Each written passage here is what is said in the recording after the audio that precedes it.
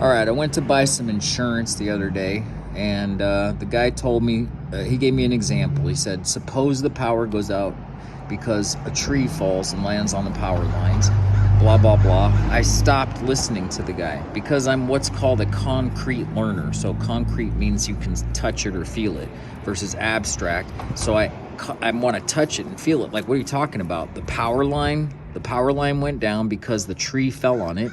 And he's talking, I'm stopping, and I said, wait a minute, what if something else hits the power line? And he says, well, probably that's covered too. I said, probably.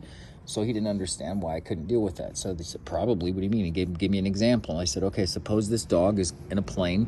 It's a single wing plane flying over the top of the same area, and the dog falls out of the plane somehow, lands on the power line. The dog causes the power line to, would it be the owner of the dog?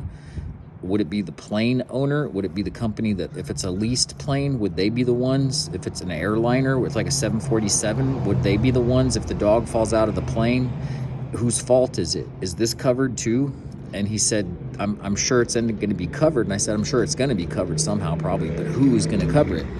Is that like an act of God? If the dog falls out of the plane or a tree falls, is that covered? Is that an act of God, or that's covered? And then we went over this concept of natural disasters, and I said, well, what about the dog coming out of the plane again? And I started being a dick, and I said, well, okay, so it's the same as if it's a single wing plane or a biplane. He didn't know what a biplane was. I told him it wasn't a plane being flown by two people.